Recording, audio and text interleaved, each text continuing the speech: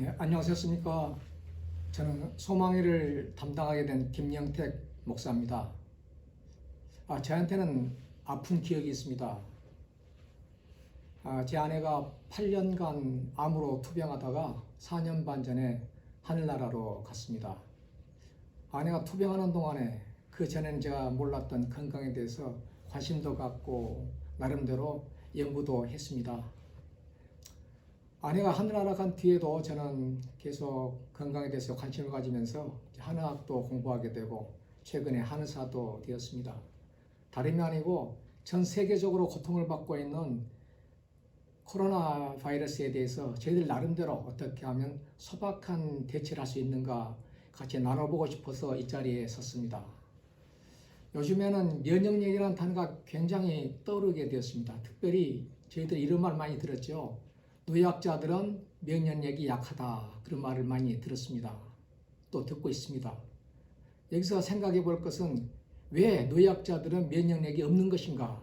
저희들은 이 점을 짚고 나가야 될 것 같습니다.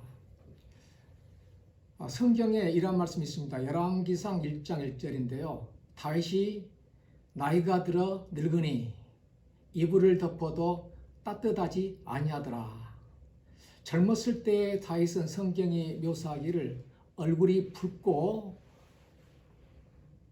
눈이 빼어나고 아름답더라, 이렇게 묘사가 있거든요. 그러니까 젊었을 때의 다윗의 모습은 홍안의 미소년이었습니다. 아주 건강해서 혈색이 좋았기 때문에 얼굴이 붉다라고 성경은 표현하고 있었는데 그 다윗이 나이가 들었습니다. 들었더니 몸이 차가워졌어요. 그래서 이불을 덮어도 몸이 찰 정도의 그러한 상태. 그럼 왜 나이가 들면 몸이 차가운 것일까요? 그것은 나이가 들면은 혈액순환이 안 되기 때문에 몸이 찬 것입니다. 여기에서 혈액순환과 체온과의 관계가 있음을 저희들은 보게 됩니다. 만약에 혈액순환이 잘 되면 체온이 높아지고요. 혈액순환이 잘 되지 않으면 체온이 낮아집니다. 또 체온이 높아지면 혈액순환이 잘 되게 되고 체온이 낮으면 혈액순환이 안 되게 되는 것입니다. 그래서 다윗은 체온이 떨어졌기 때문에 이불을 덮어도 따뜻하지 않았고 지금의 많은 노약자들도 체온이 낮기 때문에 면역력이 낮은 것입니다. 그러면 저희들 어떻게 하면 면역력을 높일 수 있는가, 그런 방법도 여기에서 나오게 되는 것입니다. 저희들의 체온을 정상 체온, 그러니까 섭씨 36.5도 내지 37도까지 올리게 되면은 우리 몸의 면역력이 활발하게 일어나게 되는 것입니다. 우리 몸에는 어마어마한 숫자의 세포가 있습니다. 건강학자들의 말에 하면은 도대체 우리 몸의 세포는 몇 개인가? 어떤 학자는 60조라고 말하기도 하고요. 어떤 분은 100조라고 말하기도 합니다. 저희들이 상상하기 힘들 정도의 어마어마한 숫자의 세포가 우리 몸 안에 있는 것입니다. 그런데 세포 하나하나가 전부 다 산소의 공급을 필요로 하고 영양분의 공급도 필요로 하면서 또 그 노폐물이 빠져나가기를 바라는 그러한 살아있는 유기체, 생명체인 것이죠. 그래서 저희들은 온 세포 하나하나에 혈액순환이 잘 되게 되면은 몸이 건강해지는 것입니다. 그래서 건강해지기 위해서 혈액순환이 잘 돼야 되는데 혈액순환을 잘 되게 하려면 체온이 높아져야 되는 것입니다. 그래서 굉장히 중요한 관건이 어떻게 하면 몸의 체온을 높일 수 있는 것인가, 그것에 대해서 저희들은 생각해 보고자 원합니다. 첫째로 우리 몸에 절대로 필요한 것은 적당한 운동입니다. 운동이라는 것은 몸의 각 부분에 피를 공급해주는 펌프 역할을 하거든요.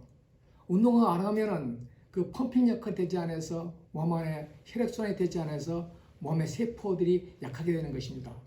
제가 시중에서 그러한 책들의 제목을 봤습니다. 누우면 죽고 걸으면 산다. 걸음아 날 살려라, 이런 등등의 책들이 나왔는데요. 다른 말로 말해서 적당한 운동을 했을 때 우리 몸은 살아난다고 말하고 있습니다. 그래서 우리는 꼭 하루에 적어도 30분 이상이라도 걷는 그러한 그 생활 패턴을 가지게 될 때 우리들의 몸에 저항력이 생기고 혈액순환도 잘 되고 우리 몸이 저항력을 갖게 될 줄로 믿습니다. 그래서 저희 만남의 교회 어르신들께서는 꼭 하루에 30분이라도 걷는, 그리고 적당하게 보건체조라도 할 수 있는 그러한 삶의 패턴을 누리시기를 바랍니다. 두 번째, 저희들의 체온을 높이기 위해서 별로 들어보지 않았을 것입니다. 이것은 많은 그 매스컴에서도 말하지 않는 건데, 맑은 공기를 마시게 될 때 우리 몸의 체온이 높아지게 됩니다. 사실 의학용어로 이런 용어가 있습니다. 연전현상.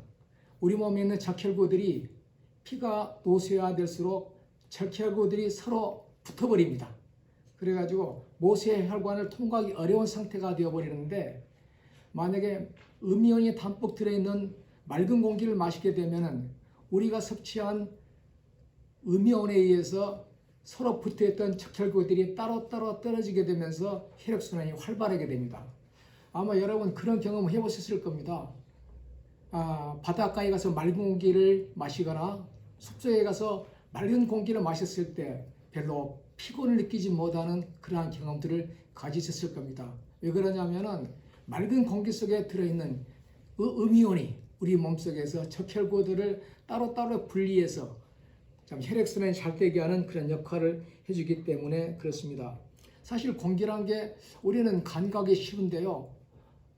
우리는 공기를 큰 봉지에 담아서 무게를 지어봤자 무게가 나오지 않는 것이 공기입니다. 그런데 하루 사이에 성인 한 사람이 얼마나 많은 공기를 마시게 되냐면은 놀라지 마십시오. 우리가 마시는 하루의 공기의 양을 무게로 달아보면은 25kg이나 된다고 말합니다. 어마어마한 공기를 저희들은 마시게 되는 것입니다. 그러니까 맑은 공기를 마시기 위해서 노력하시길 바랍니다. 공기 맑은 곳에 가셔서 산보도 하시고 거기서 체조도 하시면서 맑은 공기가 우리 몸에 중요하다는 사실을 또 알으시고, 사실 집에만 계시게 되시면 집안에서 나오는 공기는 어쩌면 신선한 공기는 되지 못합니다. 우리 건축 재료 중에 많은 경우에 그 속에 케미칼이 포함되어서 보이지 않는 독소도 배출되기 때문에 그렇습니다. 야외에 나오셔서 맑은 공기를 마시는 것이 우리 몸의 면역력을 증가시키는 참 중요한 것이라는 것을 깨닫기를 바랍니다. 또 하나 놓칠 수 없는 것은 편안하고 긍정적인 마음, 넉넉한 마음, 모든 염려를 주께 맡기는 그런 마음의 자세로 살아갈 때 저희들 몸은 따뜻해집니다. 만약에 저희들이 그런 마음을 갖지 않냐고 외부에서 저희들에게 가해지는 스트레스를 그대로 받게 되면 우리의 혈관들은 수축하게 됩니다. 혈관이 수축되면 혈액순환이 되지가 않습니다. 그러니까 몸이 차가워질 수밖에요. 그래서 스트레스는 만병의 근원이라는 말도 있거든요.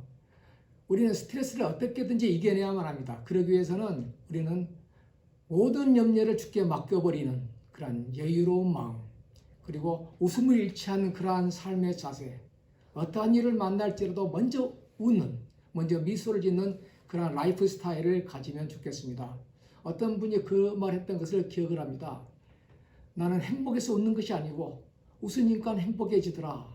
그런 말을 들은 적이 있는데요. 웃으면 어쩌면 우리 삶 속에서 행복이 서서히 자랄 줄로 믿습니다. 그래서 편안하고 낙천적이고 긍정적인 마음, 모든 것을 주께 맡기는 마음으로 살아갈 때 우리 몸의 혈액순환에 대단한 도움을 준다는 사실을 잊지 마시기를 바랍니다. 네, 오늘은 시간 관계 때문에 더 말하고 싶은 것이 많지만 이 정도로 마무리를 하겠습니다. 혹시 다음 시간에도 들어주신다면 좀 더 준비를 또 해서 여러분에게 유익한 내용을 전하면 좋겠습니다. 좀 서투르게 전했지만 잘 들어주시면 감사하겠습니다.